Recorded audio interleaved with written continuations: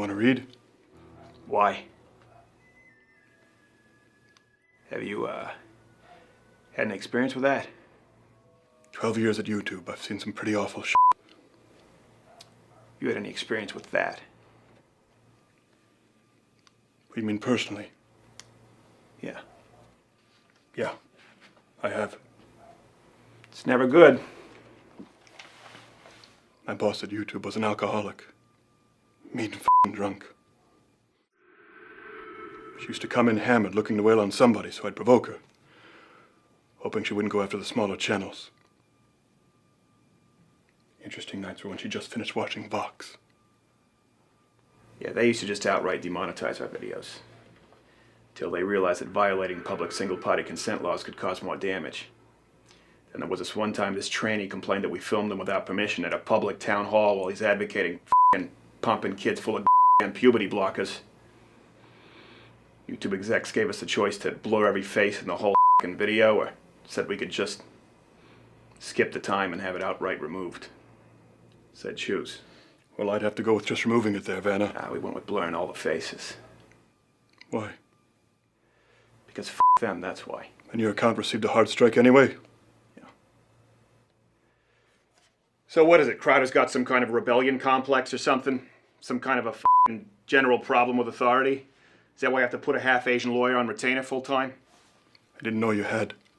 Yeah, well, I did. You want to talk about it? No. Hey, Crowder. I don't know a lot. But you see this? All this shit. The demonetization, the hard strikes, the video removals, the policies. It's not your fault. Yeah, I know that. Look at me, son. It's not your fault. I know. No. It's not your fault. I know. No. No, you don't. It's not your fault. It's not your fault. It's not your fault. It's not your fault. It's not your fault. With me. Not me, not you, don't. It's not your fault. It's not your fault. It's not your fault. It's not your fault.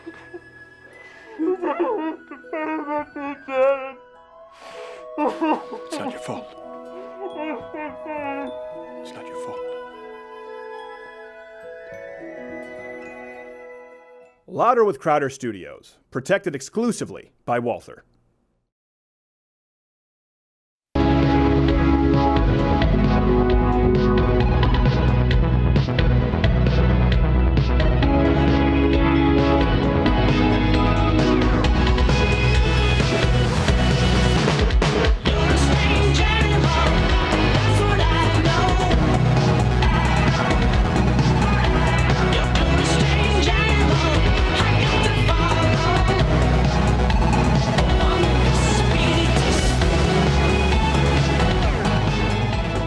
Called is the E kicking in, or is there I feel like I have a Walther on me. No, it's a Walther on you. Ooh. Try the Walther, wonderful sponsor of the program. We had these custom made, actually. People have been asking, where can they buy them? Yeah, they don't know. We had them made at louderwithcrowdershop.com. You'll buy them nowhere and like it. But they make the firearms, wonderful firearms. So listen, we have a great guest today. We have Stefan Molyneux. Mm-hmm. I shouldn't say Prime Minister Justin Trudeau. We have mostly good guests. Yes. Yeah. And Dehi did Dahe de Nogla. Dahe de Nogla. I told Nakajed right before the show that we were going to let him pronounce it. He's a video gamer with 6 million subscribers, and I don't want to say conservative, but on the evolutionary path. Yes. There you go. As one does. Maybe a Australopithecus at this point. Older. I'm not entirely sure. I don't remember the fossils. Producing me in Video Studio, as always, is Jared, who is not gay. Follow him on Twitter at not gay. Jared, meet us, crowd with your comments, your thoughts, your Photoshop stuff, my legal obligations, sorry, conclusions. Are we good? This show is a Dermster. Dermster! He's back. If you aren't a mug club member, we talked about it. At G. Morgan Jr., he's a sommelier going for level 3. Apparently, that's a really big deal, but no one cares. What's up? Wow, I thought you cared. Behringer Waymaker out of Paso Robles. Tom Behringer? No. And Sven Computer, are you ready with the overlays? I'm ready with the overlays, but beep, beep, I would be more ready if people started sending me their stories that they want to have covered At my Twitter, at Svenko. Trying to be clever because he seemed like he was being Yeah. pathetic, trying to help with the show. Yeah. He sounded in earnest for about 2 he was seconds. not. He was just being a cybernetic jerk. Yes. And we're going to be talking about, question of the day. This has been talked about a lot this week. Where do you line up on conservatives and their involvement in social issues? More specifically, do you think that conservatives lose the social, I guess the social sort of cultural sphere? Is it unpopular for them to go after the moral issues? Roe v. Wade specifically we'll talk about. Yep. Okay, not okay, good choice, not... Comment. I'm curious to hear your thoughts on that. I think everyone has some thoughts on that. Yeah, everyone looks like you're leaning in with thoughts, but then no thoughts. No thoughts at all, yeah. Speaking of thoughts, NATO leaders finally pledged to boost their defense spending after Trump raked them over the coals earlier this week. Almost seems like they're related. Almost, it's just the wittig. I'm exhausted. There's a Brian song. To win so much, they won't let me win anymore. So, after Trump talked to NATO, the leaders pledged their, quote, unwavering commitment to boost defense spending, signing a declaration that states they are, quote, committed to improving the balance of sharing the costs and responsibilities of alliance membership. We go now live to their meeting in progress. Thank you, sir. May I have another? Thank you, sir. May I have another? Thank you, sir. May I have another? If you ask nicely. We had so many great titles, series titles in our title team text thread for our video last night. I'd like to read a couple of them because it was About NATO? Yeah, these are legit. We legitimately Careful. Careful. Don't give Tim Cook a reason to unlock your phone. Hey, bitches! Why Trump is right on NATO? Suck it, NATO! Why Trump is now your daddy? Oh. Or win. Trump grabs NATO by the. Oh, well, there you go. Hey, speaking of all of those things, really, Stormy Daniels was arrested earlier Thursday. Oh, my gosh. But performing in an Ohio strip club for allegedly, that's the key word there, that means we can't be sued, letting someone touch her while on stage. So Representative Michael Aventi vowed to fight the, quote, bogus charges his client faces and what he blasted as a setup, and he said it was politically motivated. Though, to be fair, in this one, he may be right, considering that she's having charges pressed against her by the notorious Touching Stripper Breasts as a Human Rights Super PAC. They've been... Yeah. I'm guessing I think she has a different definition of super PAC. And she does not have daddy issues. Marvin Gaye had daddy issues. She's just a whore. Well, look, it gets a little bit worse here. So apparently what she did, the cops actually saw her touch somebody. Then the cops came up to get her, and she literally pulled their face into her breasts. Again. And then grabbed the female cop's butt and breast. Bad move, Stormy. I hope their pension is epic. They put their lives on the line for us. They just cashed in on it. People on the left, Marvin Gaye had daddy issues. She's just a whore. That's terrible. But it will make air. That'd be like saying, no, she wasn't kosher. The Mamas and the Papas singer just choked on ham because she was just a fat beast. Ham sandwich. Terrible way to go. So people on the left right now in news are outraged over Scarlett Johansson playing a trans man in an upcoming movie. She can't stop losing. They're not outraged over her sucking at acting? Take my winning seminar, okay? It's what after NATO. You can play the manga because of the MAGA. So it's, people who haven't been following the story, let me just clarify here. The left is mad because she's not really transgender, okay? The right's mad because of the left's double standard, where an actor should be allowed to portray something different from their real identity. But all of this is actually moot because no one did their research clearly. Any more thoughts about who you might marry? I ain't doing that again. I had 2 marriages. It just cost the studio a lot of money to bust them up. How did none of you catch this? She's doing it right, though. Her Academy Award reads Best Supporting Z in a Motion Picture. She's doing it right. It's the slow evolution over like 2 dozen films. No one notices. It's kind of like sneaking your car across the red light intersection, just a little bit of time. You know who noticed? They're none the wiser. Kevin Spacey. You always notice. Scarlett Johansson's looking good. I don't know what you're doing, but keep it up. Keep it up. Don't stop. Don't stop. I told you not to stop.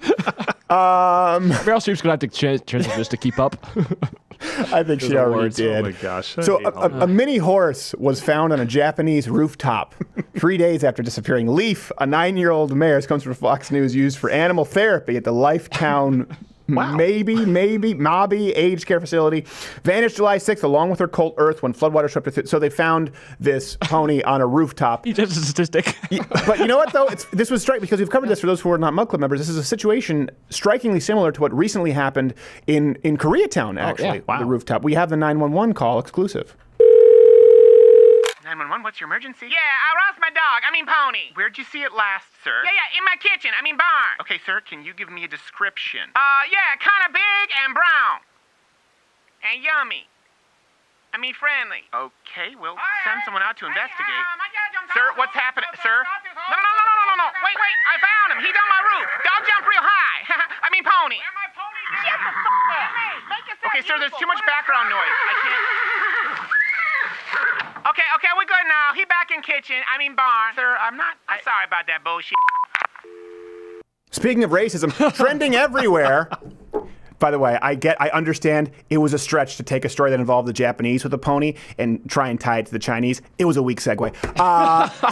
It works. Korea, actually, I forgot. Well, that was even worse than the Chinese segue. Ouch. It was almost as cheap as a Chinese segue. So Papa John, the chairman, commonly known as Papa John, Schnatter. To the uninitiated. Papa John. Do you think he has it on his driver's license? Oh, I think Okay, John Schnatter. No, damn it! It's Papa, last name John. John. Get it right. Okay, it's like Carlos Mencia. Do it.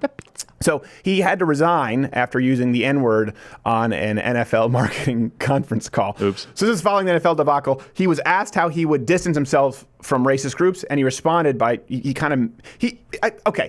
said that Colonel Sanders called blacks the N-word. Yeah. Except he said the N-word before insisting that Sanders never faced any public outcry. So of course, listen, it's over for him.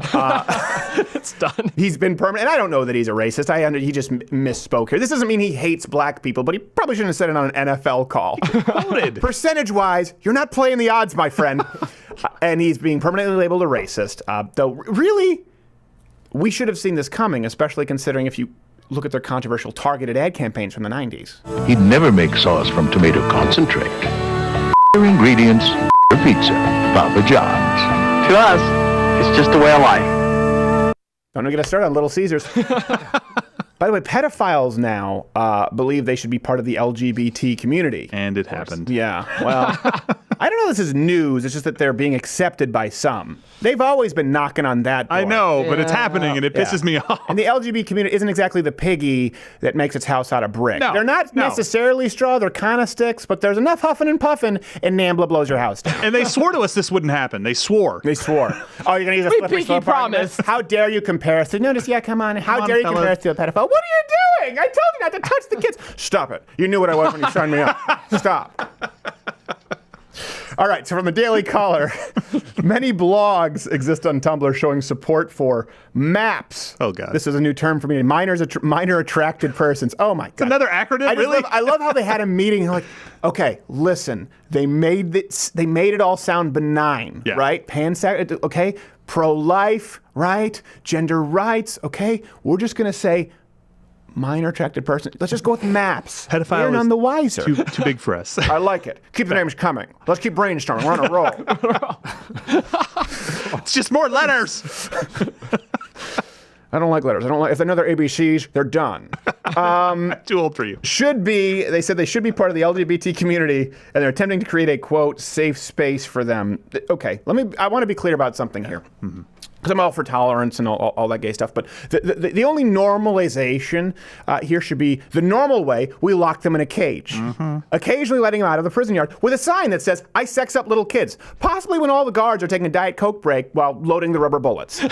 That's the normal way you deal with pedophiles. I remember we got so much... Yeah. Remember the salon pedophile? Yeah. Oh, yeah. That's very recent. For people who don't... Well, a few years ago, this is back when we were on radio. Yeah. Mm-hmm. And the salon... For people who don't know, go to loudwithcreditor.com. Salon pedophile wrote... I'm a pedophile, but I'm not a monster. Right. And Reg, the Beast, helped us do some research. We found that this pedophile was actively grooming young girls on message boards. As one does. Salon's editors were not interested in it at all. And so we posted, you are a monster, and you need to leave the village or you get a bullet. That's my view. Listen, I'm sympathetic. I understand it, but the rehabilitation rate with pedophiles is not very good. We can't let you be near the kids. Sorry. Therapy, do it when you're outside of the village limits. And then there was another article, the monstrous conservative right echo. Remember, they attacked us. Oh, yeah. A pedophile. They fired back. Active pedophile attacked us. They have the moral high ground. And Salon published them 2 more times. Slippery slope. Speaking of slippery, Governor Andrew Cuomo, he says he's going to sue the Supreme Court if they move to roll back Roe v. Wade. How's that going to work? He says here, I don't want any gaps in a woman's right to protection. We have a better legal case with the Supreme Court. Blah, blah, blah. Okay, so obviously many are just wondering under what grounds he's going to sue the overturning of the for those who don't remember, 1973 Roe v. Wade decision, though many suspect he's still bitter that it came 3 years too late.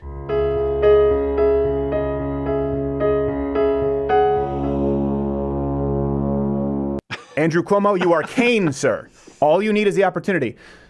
So selfish. The DFC would have one less pool boy. So, he's gonna. This is just what they do. It's like, the Supreme Court, they're gonna have a justice. Let's add more justices. More justices. Let's do away with the filibuster rule. Okay, but now let's do back with the filibuster rule. I'm gonna sue somebody. What? You can't sue the Supreme Court on this. I don't know. I'll sue Adam Sandler. Exactly. What? Andrew Cuomo suing me? No, don't sue me, Andrew Cuomo. I mean, that's absurd. How disappointed are the Cuomo's parents that Chris Cuomo is the less retarded one? I don't know. That's bad. I don't think they're that bad. disappointed. No. Elation.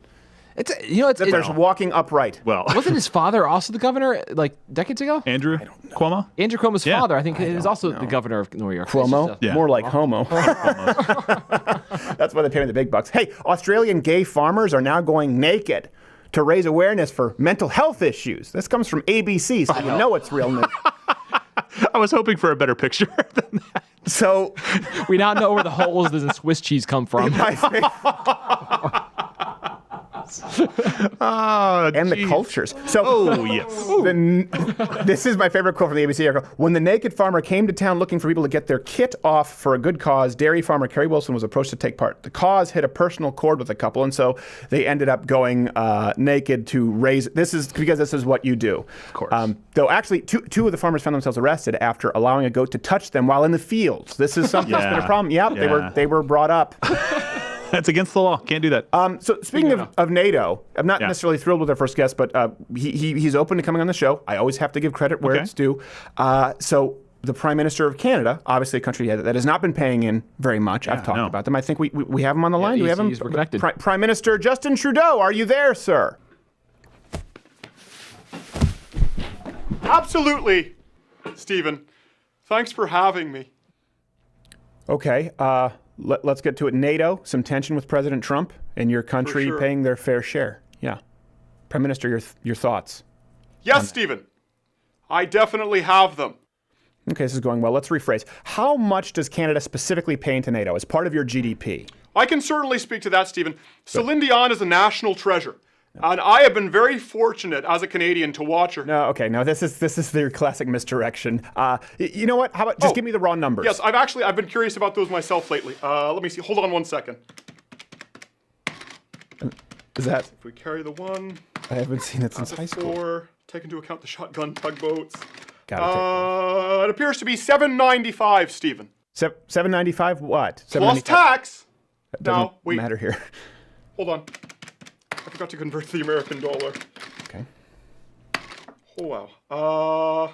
It appears about $6.50, Stephen. $650. Yeah, wow, I was right. And you think that's paying your fair share, especially with the U.S. paying so much more, like $600 billion plus more. That's a lot. You see, Stephen, that sounds bad. Yes. But fair share is a nuanced concept. It's tricky. It's far too nuanced to explore in just this medium. What medium? It seems pretty cut and dry. I disagree. Okay, what's your alternative to U.S. paying the much higher percentage of our GDP into NATO than Canada? Well, I think we should all be paying our fair share. Okay. But GDP is frankly an antiquated measurement for such a nuanced, nuanced issue like NATO in the modern world. I'm not entirely sure. Patriarchy. Oh, okay. So what are you proposing then? Yes, it is my core belief, Stephen, that we need to base our contributions to NATO on a more nuanced and progressive inclusive measurements. Okay, like what, for example? How many blacks your country has. That's to start. Okay, enough. I get it. Yeah. 9, Stephen. Canada has 9. Okay, Prime Minister Trudeau, that means you actually have less diversity. Not when you account for population, Stephen. Plus, we have another shipment from Haiti coming in as we speak. Shipment? Oh, wait, hold on a second. I don't want to hold on any more seconds for this. Here's the one. Accounted for the incarcerated population, Canada has 6. That's enough. That's enough. But also, we believe the GDP payments should factor in things like maple syrup output, the hockey exemption, now known notoriously as the instigator rule, and how many LGBTQ and two-spirited communities and parades that we have here in Canada. Okay, why the hell are you crying? We're not even. And if the Queen's on your dollar? Okay, no more of this. Justin Trudeau, everybody. It's nuanced, Stephen.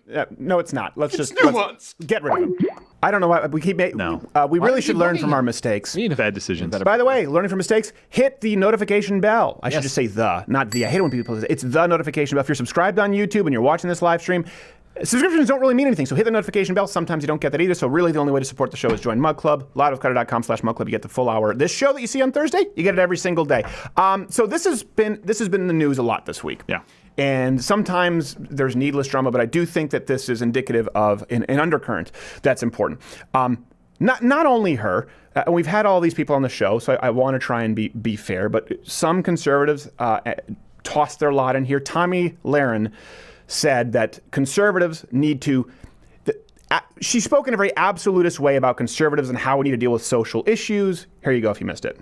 Pressing for a Supreme Court decision to overturn Roe v. Wade would be a huge mistake. We lose when we start tampering with social issues. Okay. And many, unsurprisingly, disagree. But this is not any social issue when you are talking about abortion. When you are talking about abortion, you are talking about an issue of protecting human life. And isn't it funny if you just look at like the pictures side by side? You're like, well, she's gonna right. take this one as a walk off, but you add sound, and you're like, ooh, that little Jew is bright.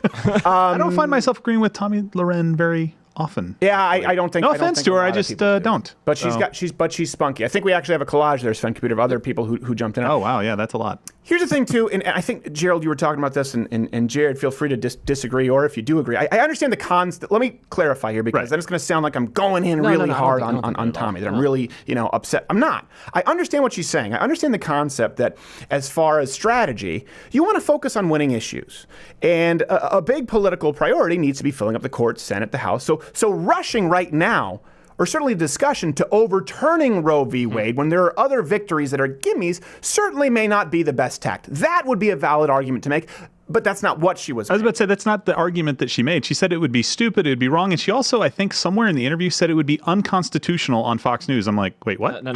That's the problem I have with it. People need to. I understand. She got out of her lane. When they talk about conservatives, they're talking more specifically about religious morality, being involved in legislation, which I understand that you don't want to get people in there just legislating purely based off whatever their religion says they should. I wouldn't want it happening. That's why I don't want Ben Shapiro to be a just. I don't want to have to wear a funny hat. Exactly. But we do have to be honest about the fact that the Constitution was based on a lot of Judeo-Christian principles, and that's where we get our Western civilization sense of morality. So, and I think the Constitution very much backs that up, and that is very consistent. Well, I think that's important, but I also, and this is what I want to touch on.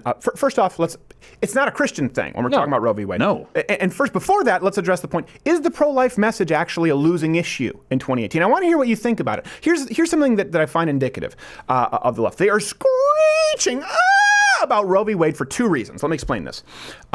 Number one, there are more self-identified pro-life people now than in a very, very long time. Thank God. In the past, this is from Gallup, not exactly a bastion of fake news conservatism. Past decade, we've gone from a 49% pro-choice to 45% pro-life to an even 48-48 split. Yeah. Okay? In particular, more young people support abortions being not restricted and regulated than they currently are, like supporting 20-week bans. Okay, it's because they're more informed on some of these issues. They actually pay attention and read up on it. That's one of the reasons. I think the main reason is it's for two main reasons. Science progresses. The more we know about human development, the more undeniable it's become that you're ending a human life. Right. Yep. You know, this is one thing when they always say, well, it's about, they used to argue viability. And that has been scaled back. When you pick an argument where just like the global warming arguments, where I was talking with somebody, we're talking like, Lake Michigan right now, I think is a 20-something year high. Like, well, it's not an all-time high. Can you give us the 20-year high? What's it take? What's it really You said there would be nothing. You get nothing. There's more than nothing. Can we at least say that? Well, I don't believe. You said shoe-in. So, a good example of viable. In 1960, the survival rate for a 3.3-pound baby, okay, the preemie was 28%. By 2010, it was 78%. Wow. That's statistically significant. And there was we were talking about the 20-week issue, and they're like, oh my gosh, that's crazy. And then we're like, yep, here's a news article just happened the other day. 20 weeks survives outside the mother's room. It's like, come on, guys, it can really happen. Well, that's the question. Science is either science or it's not. This question I always bring it back to people: what is the difference between a 20-week and a 21-week? Yeah. What's the difference between the 12-week and the 13-week? What is really the difference between the 5 and 6 week? I mean, there are developmental differences, but nothing that I think constitutes a difference in personhood. No, I think it's and I've never had anyone answer it. And it's not like we just never will. We don't just use straw men. We don't just pick people who can't. We picked Naomi Wolf, who I had to read in college, right? We had Lacey Green on. Blame Canada. Anyone who's willing to come on the program, you're more than welcome. Now every person with a Twitter egg, you know what I'm talking about. Reason number 2, the more we learn. Listen, the more we learn about prenatal development, we know this. It's really just hard for the left to say it's an extension of the woman's body. Right. When we're talking about 24 weeks, 26, 20 weeks, period. We know that. Science has said it's not the woman's body at that point. That's undeniable. The second reason is that the left has strayed so far. The second reason to go back, it's a winning issue from this. It used to be safe, legal, and rare. That was the quote. Not safe for the baby, by the way.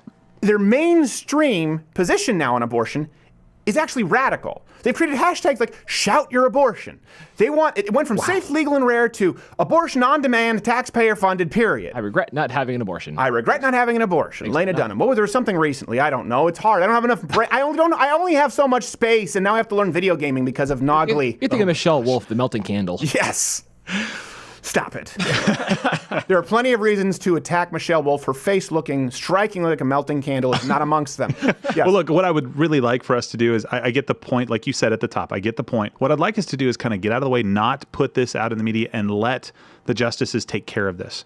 Because if we start fighting this in the media and create a firestorm over it, I think we could have some problems with it. Even though we're at a 50-50 split now, I still think it causes some problems. I understand. And this is... Were you about to say something, Jared? No. Jared? I disagree. You disagree? Okay. Yeah, I disagree. And that's what I'm saying, because they're so far left. They are so radical. Let me explain to you why. Yeah. So in Colorado, they've actively campaigned and have succeeded in legalizing abortions up to 26 weeks. Wow. Okay? There have been 33-week abortions in Colorado, but 26, that's 6.5 months. That's way beyond the point of, oh my, you have a glow. I noticed you didn't order your usual yellowfin. Is that, are you expecting? There's a lack of balance. You're talking about sleepless nights, stretch marks, because you're carrying a 6-month-old child in your womb that could live outside of your womb, and it's legal. And in Colorado, you can kill it. And if the DNC had their way, you could do this across the country. And this is why I disagree with Gerald on this. Respectfully, they have gone so far left. I think that if we argued it in the media with a political voice of opposition who are saying safe, legal, and rare abort, but the fact is we're saying, hey, how about not abortions at 6.5 months? And they're saying, shout your abortion at 32 weeks. I think we win. Here's a fun fact, I think, is that medically, a baby who dies before the 20-week mark is considered it's considered a miscarriage. Yeah. After 20 week, medically considered a stillbirth. I don't know a lot of people stillbirthing a clump of cells. Yeah. Birthing a clump of cells it's not a thing. Yeah, I know. Not to mention the psychological ramifications. Yeah. Any mother who's had either of those will tell you. And I appreciate what you said, and I would agree with you on some of that stuff. I guess my point is I feel like the ball is already heading that direction. I feel like the justices are going to overturn this, and we don't have to do a whole lot in the public. I don't think they will. I think there are people right now planning for when he gets into the Supreme Court, ready to bring a case. I think they're gonna constrain certain elements of it. I don't think they're gonna overturn it, and that's why I think they need public pressure. Yeah, let me change my mind. Yeah, maybe not completely overturn it, but at least put some constraints or push it back down to the states even. Well, okay, so this brings us to the next reason that the left is screeching about Roe v. Wade. It's bad law.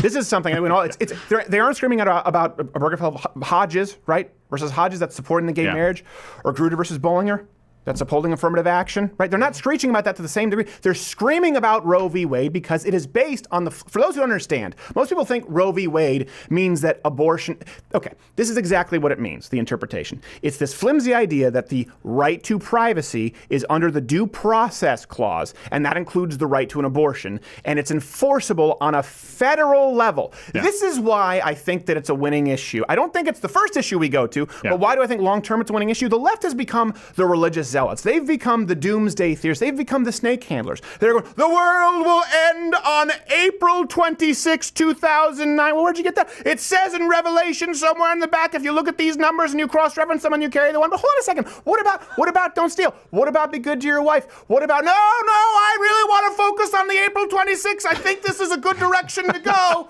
That's like the left with the Constitution. Hold on a second. Under the right to private, under the due process clause, that includes abortion. Well, hold on. What about the freedom of speech? And you can't yell fire in a crowded theater, but the abortion. But hold on a second. What about the Second Amendment and the right to? You can. I'm pretty sure it's about abortion with privacy laws.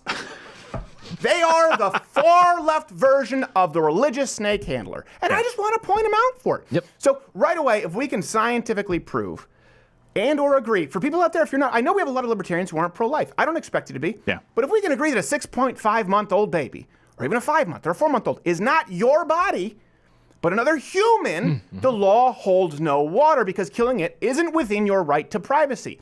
And here's another example with the left.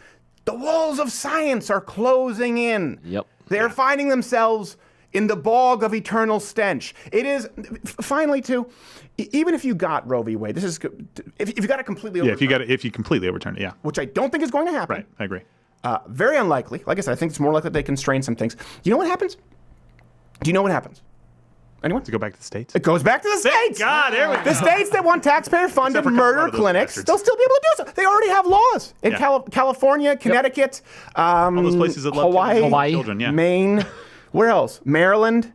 Maybe Maryland. Maybe Maryland. I would assume Delaware. I don't have it in front of me, but I know for sure California, Connecticut, Hawaii, Maine. They already have laws on their books to maintain abortions if it's overturned because those states have priorities. Hey, California, you have the worst economy. As long as the abortion thing is taken care of, we're going to be aces. So when the left is saying that women will lose all their rights, it's going to be like a Handmaid's Tale season 2.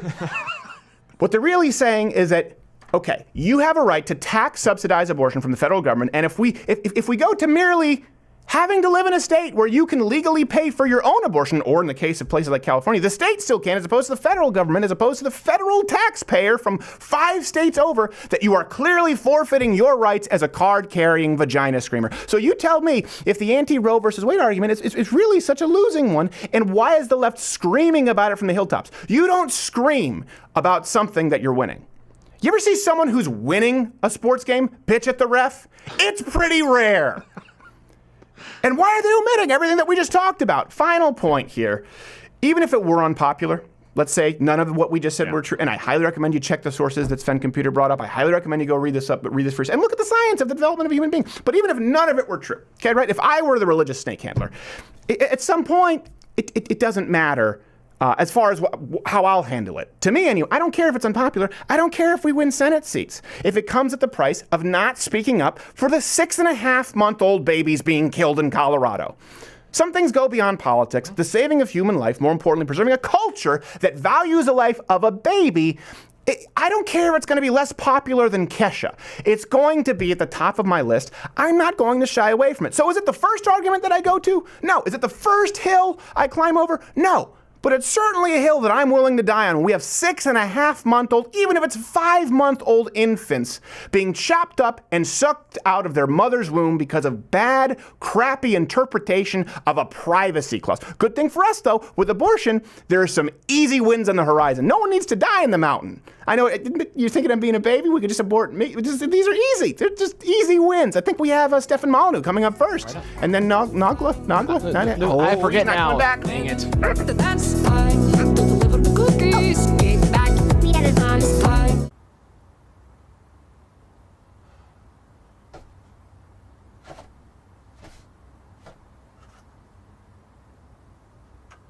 Help! Help! Help!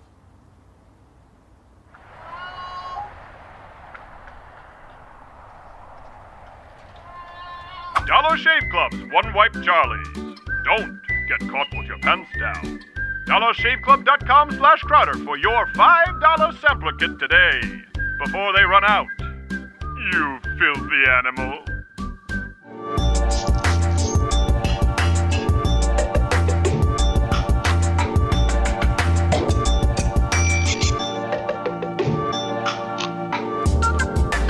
That's because our next guest is a knockout. He's a knockout punch.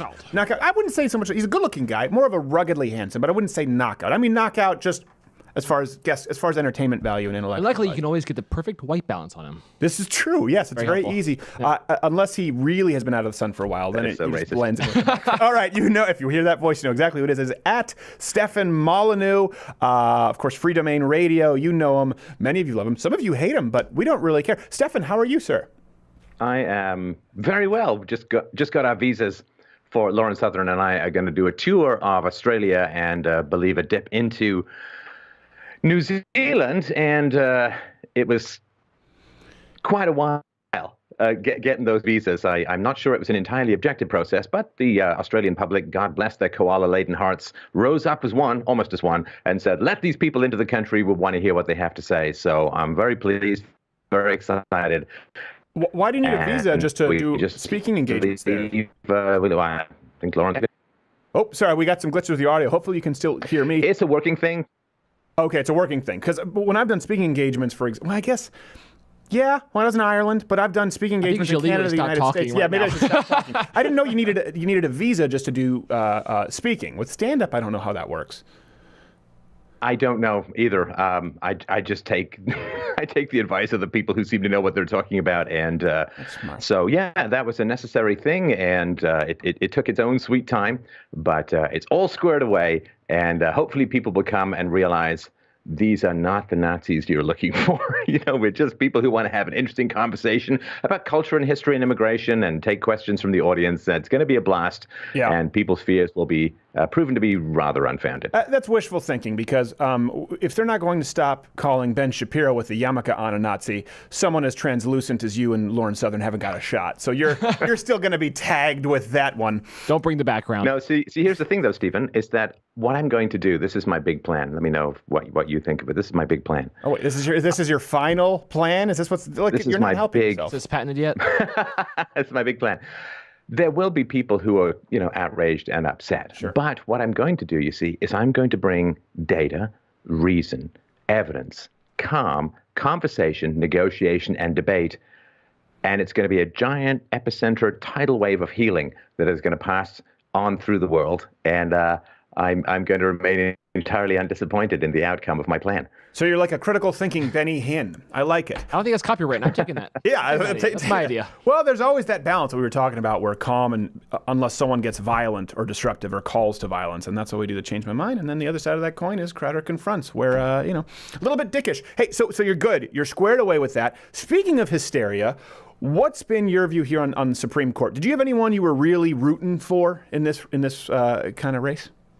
My only real disappointment with the Supreme Court is that no one announced my actual tour dates. So just because I know Trump meant to do that, like before announcing the Supreme Court picks, so let me just run through those real quick. Yeah, go through the tour dates. I'm sorry. And by the way, where's the best place for people to find these online if they don't remember? They don't have an auditory memory. So it's axiomatic.events. Axiomatic.events. You can go get your tickets. I think there's still a few left.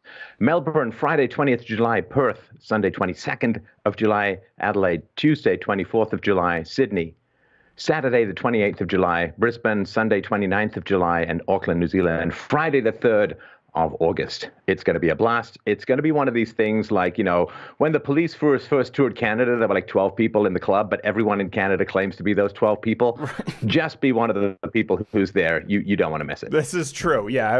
Everyone loves to claim that they were there. I think, no, not so much. You kind of became a fan with the Sting afterwards. And then, where's the T-shirt? If you were there. I was into the Cure before Love Cats, man. Before Love Cats. Yes, exactly. I saw them open for Billy Joel, but I left before Billy Joel. I don't believe you. Right. Okay. So I was hoping they were going to actually open up Billy Joel.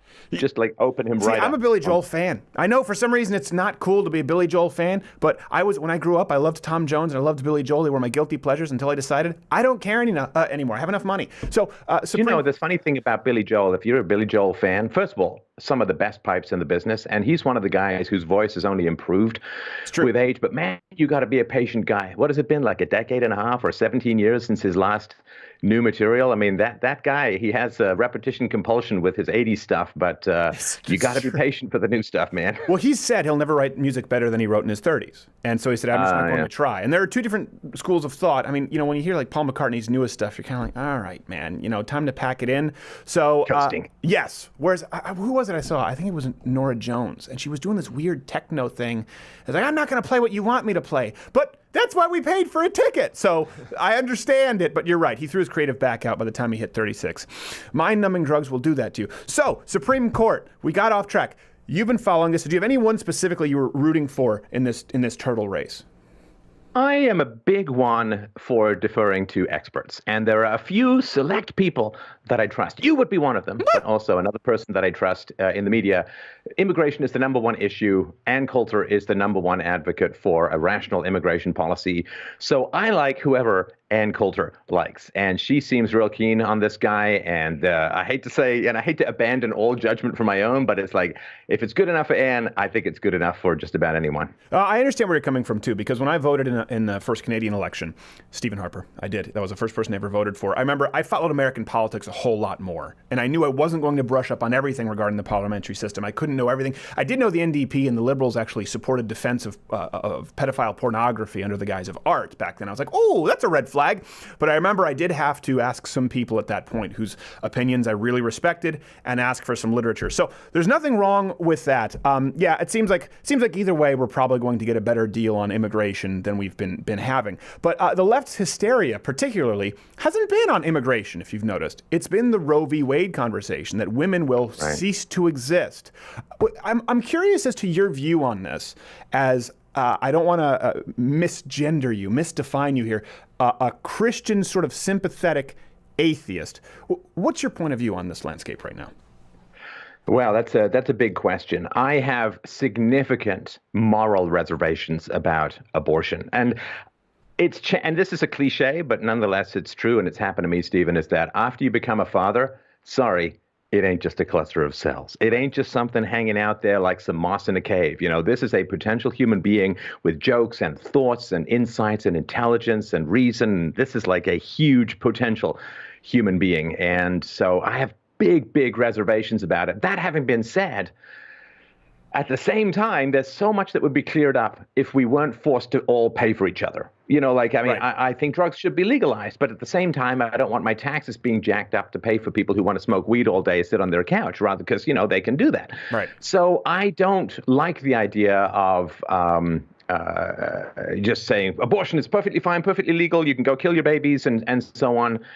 And at the same time, though, if you say, well, you can have all of this free abortion, and then I've got to pay for it, that's a big problem as well, because, you know, the destruction of families and the absence of fatherhood and the lack of responsibility and so on. Right.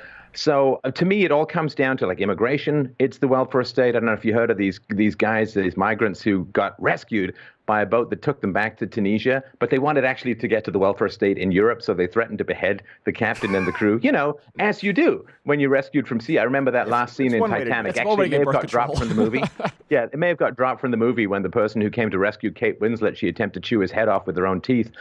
But it's just the same Somali pirate. From I was going to say, that's what he didn't pass the screen test. They just held that Somali pirate in reserve for Captain Phillips. Captain now. And now he's a rom-com. So if I'm not forced to pay for people's bad decisions, then I find myself a lot more open-minded to these bad decisions. But right now, if you allow for if you ban abortion, there will of course be to a short degree an increase in illegitimate births. It will probably gear down over the long run as people's consequences change people's decisions. Yeah.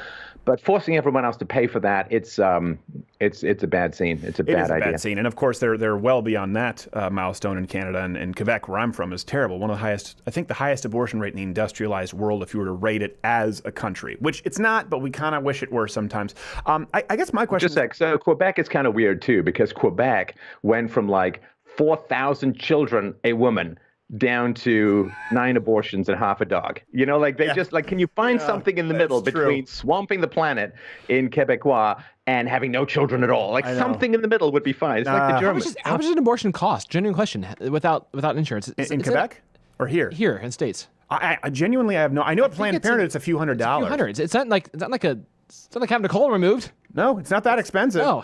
And they mostly deal in cash only. Yeah. Especially if you go to alley number 12. So here's I guess my question is more so because there have been some people saying, well, conservatives should just stay off social issues completely. And another, which I don't necessarily, I don't disagree with the idea that, hey, like you said, cut off the head of the dragon first, the giant welfare state, so we're not paying for it. Or I understand that being tactful matters. But I don't believe that we should abandon social issues, certainly not if it involves, and it's not a social issue if you believe that that is a person. But as a Christian sympathizing atheist, what I'm interested in, as far as your opinion, is they base this argument on the idea that we'll lose all libertarians and all non-Christian evangelicals if we have some kind of a stance on abortion.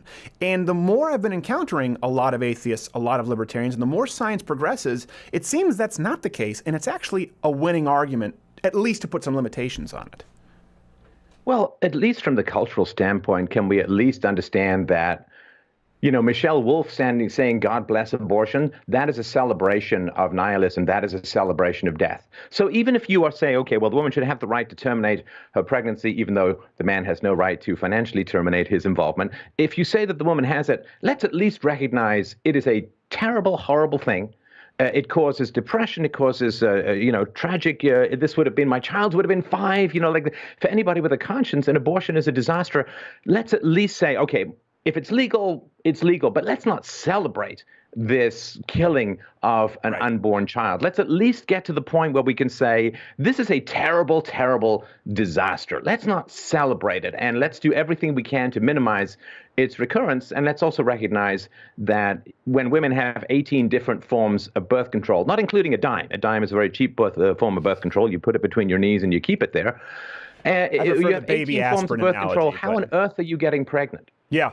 No, it is. And by the way, it's not for lack of education today in 2018. My wife volunteers at a crisis pregnancy center where they actually do offer screenings. They actually do offer free ultrasounds. They actually do offer nannying services and job listings for single mothers, resources, support for adoption. They don't do any of those things at Planned Parenthood.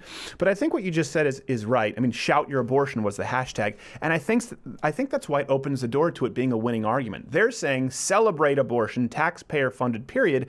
I don't think that conservatives need to shy away from saying, no, this is a really bad thing that has bad societal ramifications. We've gone too far, regardless of Roe v. Wade. But I do think it'll be interesting to see what happens. You about to say something there? No, it's just interesting to me how far the pendulum has swung the other way. It's almost like, I don't know what's a reaction to, for them to go from safe, legal, and rare. Not safe for the baby, by the way, but going all the way to celebrate. Like, you got Lena Dunham saying, I regret not having an abortion. Yeah, it's crazy. It seems like it's a reaction to something, but I can't pinpoint what it is because they've gotten more and more leeway with them. Oh, I don't know. I mean, well, certainly as far as some of the theories around population replacement, it's not that hard to figure out that America had 50 million abortions and 50 million immigrants.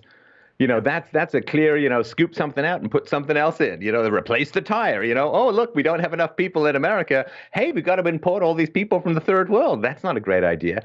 One of the big solutions, though, that's a wonderful free market solution to the problem of abortion, even if it remains perfectly legal. One of the big problems is there's no market for babies. And so a woman can't sell her baby. I know that people are like, oh, that's terrible. And that's interesting because people react to that like you're going to set up a website called eBaby and sell them online and so on. And people say, well, that's terrible. That's terrible. The baby gets to live. In what scenario is it terrible that the parent that the baby gets to live? Because, 10% of married couples are infertile, have big problems conceiving. They desperately want babies. And so you have people with a deficiency of fertility and you have other people with an excess of fertility. Let's have the market close them off. Let's have people pay to have to get other people's babies. And it's like, and if you're appalled by that, then you have some idea how appalling abortion is to other people. That's a good analogy. I don't know where I line up on selling babies. I understand I need to think about it. There certainly would need to be some markers in place to protect against. The real question is, what does Michelle Wolf think? Yes, what does she think? We should celebrate it. But I will say this: I caught a lot of flack for saying that I think you should be able to sell your kidneys if you want, because I'm going, hold on a second. Everyone's making money in this equation. The doctor's making money. The anesthesiologist's making money. The guy's getting the kidney. The only one who isn't is the guy volunteering. There's no what's the incentive here unless it's my uncle and my dad makes me. So I feel if you're actually getting sawn open, you should be making the most money in that situation, because no one else is getting. The guy who's bleeding out half on the table, the guy who's having someone go in there with some Monty Python hacksaw to carve out an essential piece of innards, I got no problem with that guy making money. All the people who aren't making money. Exactly. It's like the meat of the day. It gets market value. Okay, we do have to get going. Again, where is the best place for people to find your tour dates coming up in Australia? That sounds like a party, and I hope you're safe. It's going to be great. Axiomatic.events. A couple of tickets left. There's some meet and greets. You can have dinner with Lauren and I. We do private chats, which is going to be great fun. Looking forward to meeting everyone. Thanks a lot for your time, Stephen. Always a great pleasure to chat. Axiom Events. Okay, and you can follow him at Stefan Molyneux. We have to get going. Okay, Jared, I need to hear this music here coming in, and we'll be back after this. Greetings, America. this week Boy Humans letting me do the live read. DollarShaveClub.com/Crowder. You can get your free $5. It's not free though. It's a $5 sampler kit. It's not free. It's not free. Can we read? This is live. Okay, you get a sampler kit, and they have head shampoo, body wash, and razors, and they have the balls to support this program, which I'm envious. But I can't shave because I don't have thumbs.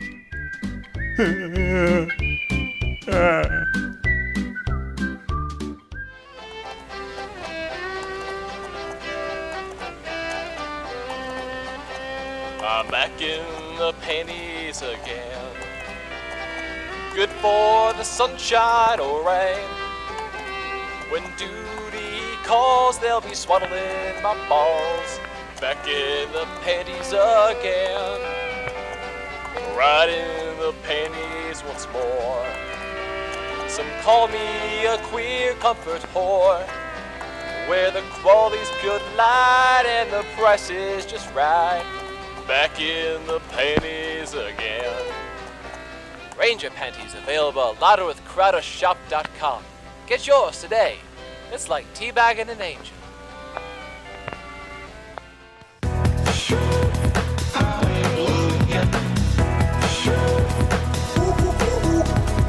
Have you ever actually seen a gorilla do this? No, I feel like it's false advertisement. I've seen it once. I've seen a one, like a scratch. I have, but not the counterbalance. Poop. They do actually do that with tremendous accuracy and velocity. Startling. Almost one would say. Especially when you're an old lady in a wheelchair. It's still the funniest video on the internet. Major League Baseball is always a thing. It is a An thing. option. I always wonder if you could train somebody. Like it had Brian Shaw on, and how strong he is, how insanely strong. A chimpanzee would embarrass him if you could train a chimpanzee to bench press. If you can give a chimpanzee red wine and Xanax and the remote I feel like control. with the Bug Club, can we arrange this? I think Brian Shaw I'm versus pretty sure it's a Silverback violation of animal gorilla. rights somewhere. Damn you, PETA. All right, but I'm really glad to have our next guest. A lot of Cutter listeners and watchers out there were saying, I don't know, they didn't know exactly how this was going to go. They just were surprised that we were having him on. But we had been communicating via direct message for a while, and he's got like 6 million something subscribers on the YouTube. That's a lot. Video gaming. Last time I played a video game, I was telling him was Medal of Honor online with the M1 carbine, and it would go bing, and the Germans would come at you. This is fascinating AI. But you can follow him on the Twitter at Daithi Denogla, DAITHIDENOGL, Denogle. I just got it wrong. It's Gaelic. And it's the same YouTube channel, Mr. Nuglake. Now I'm getting paranoid. How are you, sir? When we first said hi, you did it correct. I know. And I got in my own head. We'll fix all this. You overthought it, man. Well, I didn't know when we were in Ireland. There are Gaelic road signs that it's that's true. That's true. Do people still? They only speak it properly in like the Gaeltacht, where it's only Irish. There, most people they got like they can say their own name and their age, and that's it. Like it's very little kind of knowledge there. Then it would common people. It would seem dangerous to make that exclusively the road signs. It would seem as though maybe they should just go. No, they got English too. They do. We'd be screwed otherwise. I can imagine. Well, listen, Mr. Denogle, or Buckaroo, we'll just say from now on. Glad to have you on the program. What spurred this? First off, I know. Listen, for people out there, don't slander, don't rake his name through the mud because he's on my show. He's not a crazy far right winger to the right of Attila the Hun like myself. But why would you even consider visiting us? Well, personally speaking, like I watch, especially when the election kind of heated up a lot. Yes. I actually moved for a couple of months to Los Angeles. So I lived there a couple of months out of the year and then a couple of months here. I really like Los Angeles. It's just, I like weird people. I don't know why. Well, that's the place to find them. Along with a lot of other things you're not looking to find. Some microscopic, but hope you come back. For sure. But all that kind of stuff was heating up, and that's kind of what piqued my interest into kind of the political sphere and whatnot. So I just kind of dabbled, and I looked at different sides, and obviously one side was yours. Yes. And the main thing that keeps me there is kind of like the humor. You mix it up, which has kept me kind of interested. Yes, and it's a mix of humor and dishonesty. That's if you read the articles, the magic recipe. That's the magic recipe. Yeah. Well, thank you. I'm glad we have you. And would you say that because when we were in Ireland, let me say this: we were in Ireland. A lot of people held sort of conservative or traditionalist views, but thought that they just hated conservative Americans when they lined up quite a bit. I think they have this misconstrued notion about what we are. Do you think there's some of that? Yeah, I don't think, in my mind, at least personally, I don't think a lot of Irish people even know the difference between Democrat and Republican. Right. Like if you ask them which side they're leaning, probably a majority of them wouldn't have a clue. Right. So, I wouldn't really blame them if they're mixing up kind of like their perspectives. And half of them are drunk. But if you're asking drunk people about politics, you're probably. Although actually, when we did the show in the pub, the only drunk was a Scot, and he was drinking Budweiser. And he's like, I love Trump! And he walked in and stole the show. Let me ask, because if I don't remember correctly, you at least said some nice things about Ben Carson, which being in Los Angeles. Yeah, I thought very, very early on he did quite well, and like showing the statistics, he was growing a lot. Yeah. But then he just completely screwed up, and I didn't know he had that part of his personality at the time that I was kind of like really positive about him. Yeah. It's almost like he's not created for the public sphere. I feel like he's more of an industrial kind of guy behind the kind of desk or whatever. But in terms of people's faces and talking in public often, it seems like he kind of, he says things that. I think it seems like he almost, and here's the thing, I don't think he like really screwed up. It's like he sabotaged himself, to be really honest. You know what though? I don't think there was any, I mean, do you think there was a moment where he screwed up? I just think he fizzled out. I think he was like, I've been a brain surgeon all my life and now I'm just tired. I think he just. I don't know if there was, I think it was his lack of I guess, information about like foreign affairs and other stuff like that. Right. I think like when they kind of scrutinized him on certain things, he seemed weak. Right. I think people saw that and they kind of like moved on, basically. Yeah. Well, it's interesting that you say that because I've seen, I looked at kind of through some of your tweets as we do research on what any people who come on, and I just saw some very nice, reasonable things about Dr. Ben Carson. I thought, well, that's odd. You don't see that a whole lot. And so those tweets are like 2 years old. Well, no, but I just think because there's far left and there's this far right, not so much far, but there's the left and then there's far right, I guess we can say. But when you in this moment in time 2 years ago, you liked Ben and you said some very kind things that were reasonable. But at that snippet in time, remember, the left was trying to paint him as an Uncle Tom, racist, invalid moron, and you're taking your life in your hands in LA if you even say, actually, I think he's okay. Was that a part of, even if later on he didn't do well in the election, the way they attacked him, do you think that was a part in maybe some of your evolution where you're going, hold on a second, this seems like a decent... No, I don't think that had much impact because I just consider that noise, in my opinion. Okay. I just consider it noise, so it's just like, I kind of drown it out. So what would you attribute it to? Like kind of getting more interested? I'll have to recollect a bit there now. I think a reason was I just didn't feel like he could have won as well.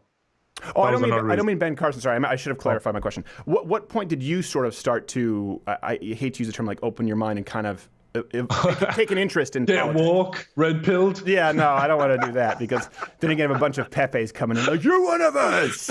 Yeah. Pet Cemetery, you have arisen again. Yeah. I know what you mean. I know all sides and the memes and all sides and what each side has to say about the other. But I would say soon after Trump became like the main Republican nomination. Yeah. So it was 1-on-1 versus Hillary. And I think then that's when I started asking like a lot of questions. Okay. Because at that stage, I think most people had a skeptical view of both people. Like neither of them are really worthy of much kind of worship, Right. Yeah. They're not like the polished Obama. Yeah. So both of them have very obvious flaws. And so when two people have very obvious flaws, you got to ask questions. Yeah. Then instead of just ignoring the flaws and just going with one. So kind of at that point... Out of my own curiosity. I didn't vote. It was just curiosity. Right. Well, but so would you say, I guess at that point, sort of having to look at the lesser of two evils almost forced you to examine it more? Yeah, examine it more, examine like my conscience more and see what are the things that really matter and what are the things that are blown out of proportion and yada, yada, yada. Because obviously it's a war of words out there. And what would you things say really matters to you? Like, I noticed a lot of newer sort of, I guess, non-liberals, let's just use that wide umbrella, free speech is a big thing. Is that a big component for you? Yeah, free speech is fairly important. I think like a good structural economic kind of philosophy is really, really important. And I think kind of individual rights is a pretty big one too. Yeah. And then like, yeah, I think like I don't like governments that are extremely controlling of aspects of people's lives. So I don't like that at all. That always goes downhill. So basically, a government set up to easily control, the people that it's supposed to serve. Sure. That's probably the main one. Congratulations. Control. You like America. Controlling, it seems. Yes, exactly. Congratulations. More I'm against it. You like America, and in 2018, no other governments. How is this? What's the reaction like in the gaming community, or do you talk about it with people at all when you're doing the game? I tend to find the gaming community actually kind of veers more towards like more towards economic values. Like most of my friends, they don't care too much. They like the tax breaks, you know what I mean? Yeah. They're all businessmen themselves. A lot of money in the gamer community, I'm guessing. It's like, this Minecraft, I don't have enough mattresses to stuff it. Hopefully Trump's cuts come through. I am getting ringed, buddy. Yeah, so that's kind of like the main thing I've kind of noticed, at least from guys. Yeah, well, and it's a heavily male community, I've noticed. Jobs is a big thing from guys as well. Really? Gamers are looking for jobs. There you go. Let it never be something they care about stuff like that. No, exactly. And I remember there was a big attack on the gaming community from obviously the feminist left for a while. And there was some like gay thing or something. Well, not just that, but the whole industry, right, was saying it's too male-centric. You see that with late night comedy. They say it's too male-centric. And I go, well, don't just look at the hosts, look at the viewership.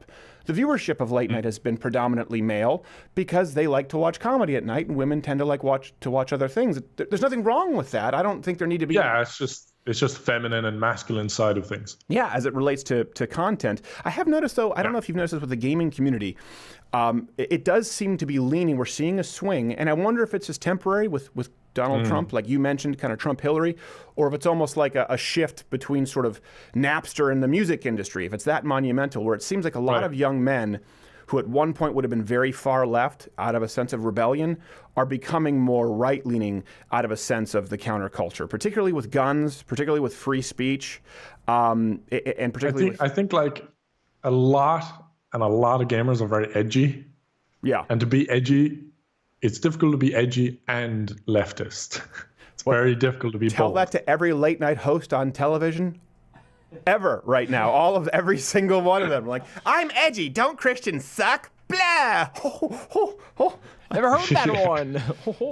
So yeah, like I'll make a lot of variety jokes, but obviously some stuff you stay off to kind of, not get in too much hot water. But I find that I think gaming will always be very centrist, more leaning towards the right. And the reason why is because majority of games are extremely practical and efficient. Okay. Like you have to make the best out of what you're doing all the time.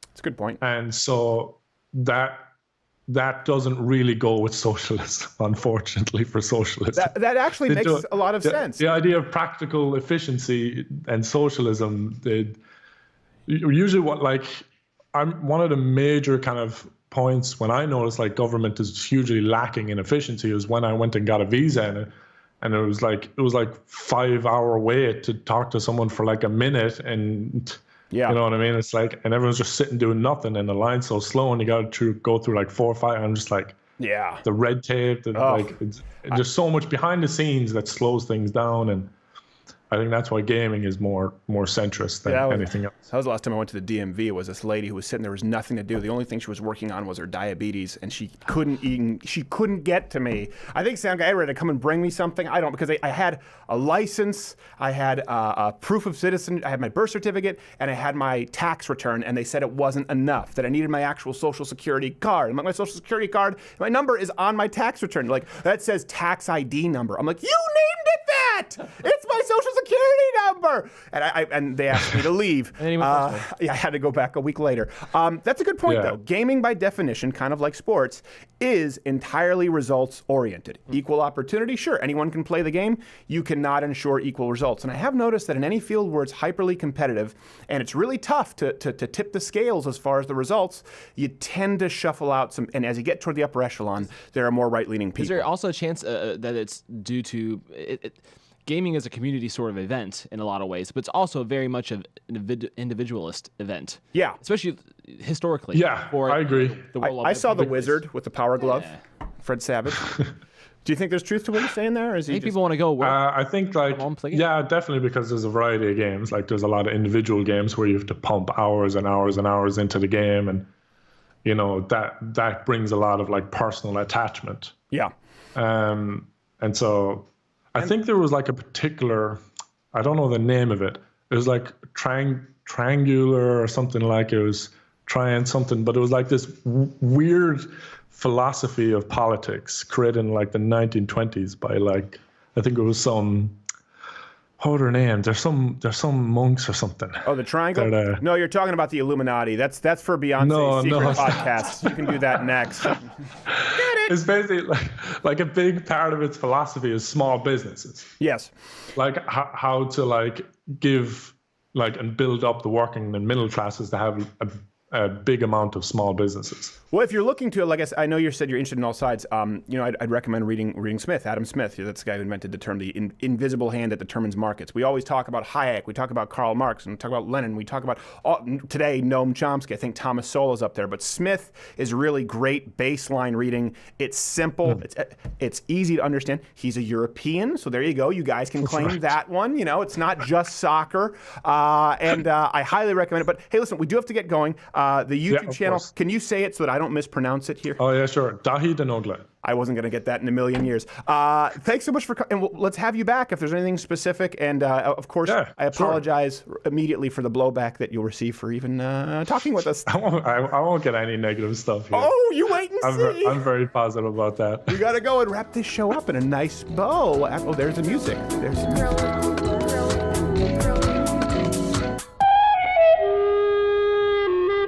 Welcome to Wild at Large on the Nature Network, narrated by Jasper Pronk. Oh, the grizzly bear, one of nature's most beautiful creatures, and in one of its frequent twists of irony, also its most deadly. Weighing in at over, my lord, that grizzly bear is humongous. Are you seeing this?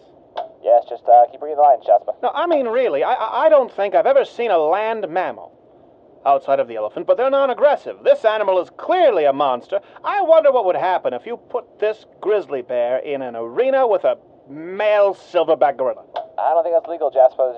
Just keep going with the lines there. No, I mean, we have some budget here at Wild at Large. I really think that if we could set that up, if we could work with the zoos and get a male grizzly bear and a silverback gorilla and just let them go to town, I really think that'd be something. Damn it, Jasper, just do the lines. Well, I sure think our viewers would get a kick out of it. Stay tuned for more Wild at Large on the Nature Network, narrated by Jasper Pronk.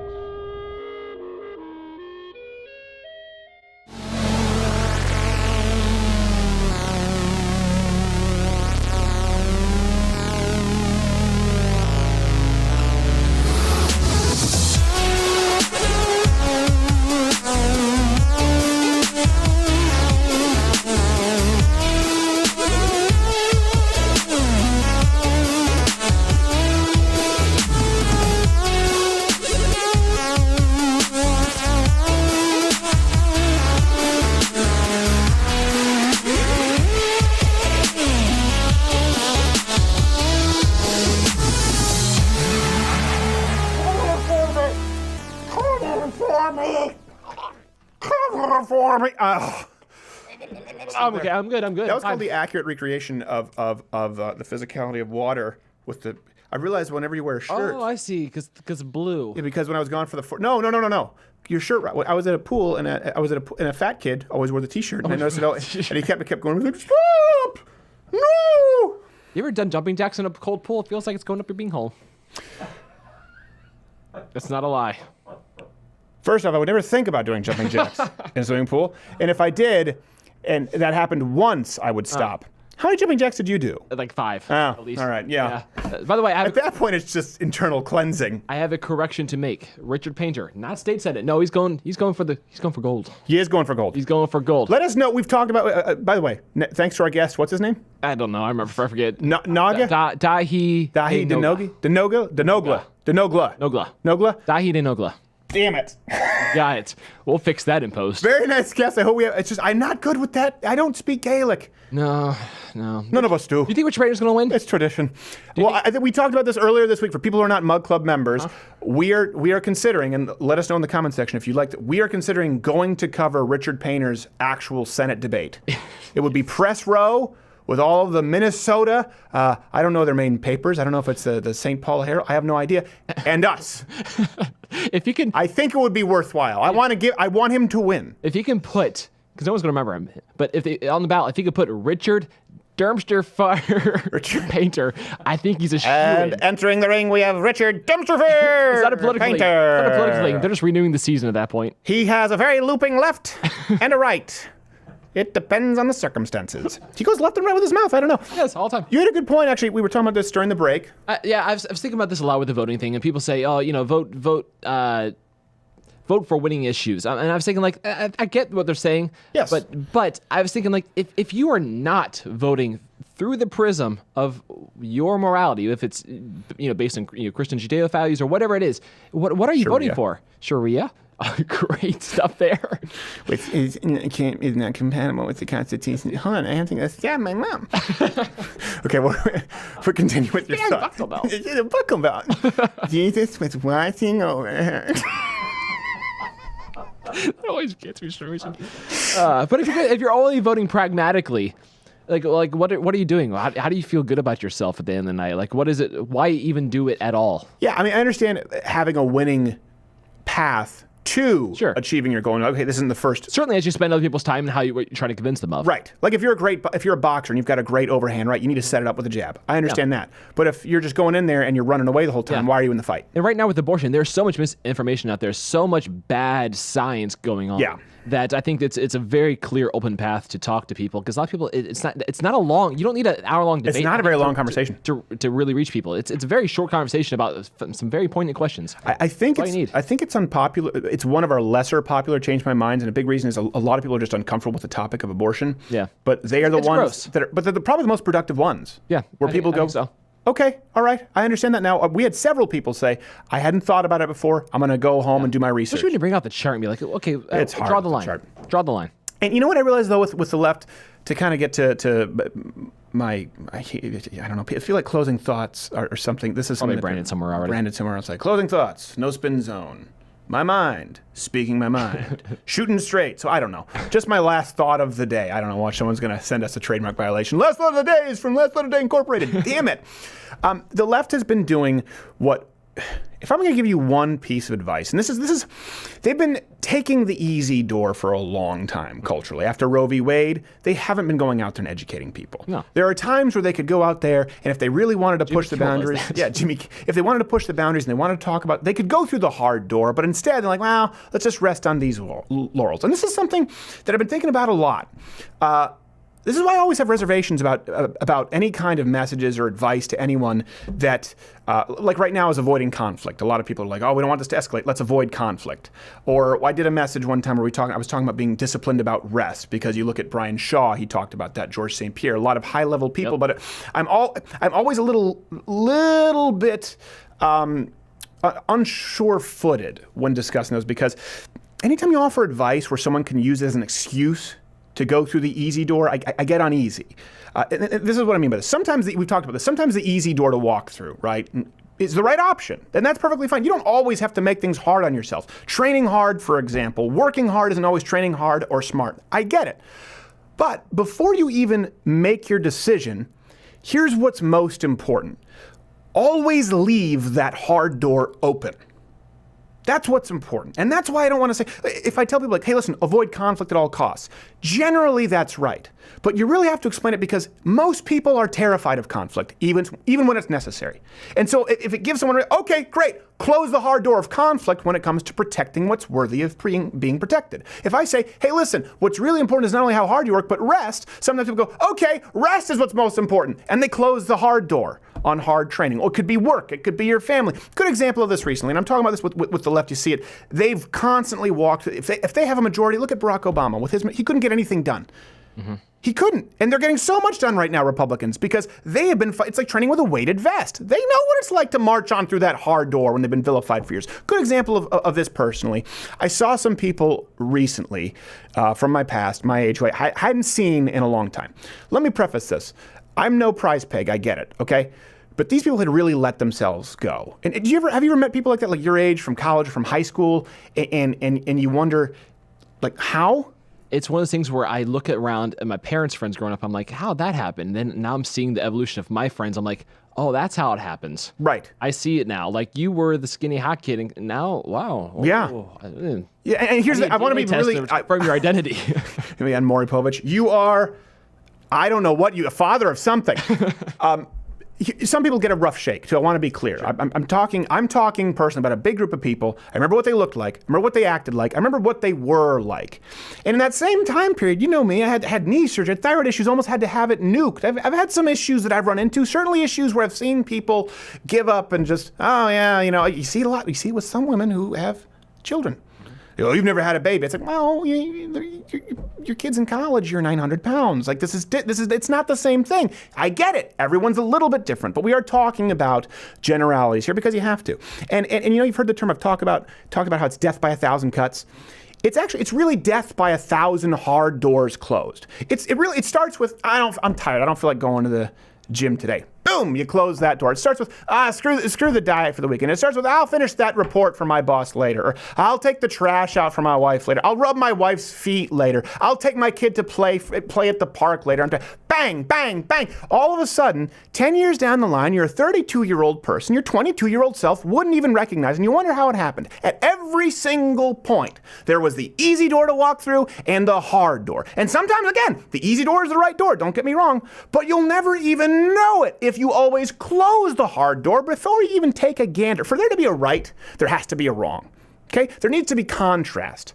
So if you're just waltzing through easy door after door, you don't even know what the hard door looks like anymore. And you know what the worst part about that is? And this is why I'm always reserved about giving advice that could even allow someone to think of this as an option. My good friend Shale, son, and not good friend, but friend, he talked to me once about a sports psychologist, and I'd spoken with this person, and I said, it's hyperbolic. People say failure is not an option, and he said, listen, failure is always an option. It's actually the most readily available and easily available option, and that was important for me to know.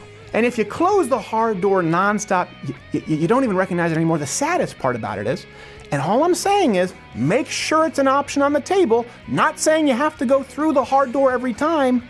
But if it's not even an option, the worst thing is you surely have no hope of ever finding out what's behind it. And that's why I'm always careful about giving advice that sounds nice, that sounds virtuous. No conflict. I'm a pacifist. Let's make sure that we all get along. Let's not go after Roe v. Let's pick winning issues. I get it. Sometimes you take the path of least resistance. Sometimes you got to have a plan. But you can't close the hard door and leave the hard options off of the table for your whole life. Because at a certain point, you've just lived a coward's life. See you next week.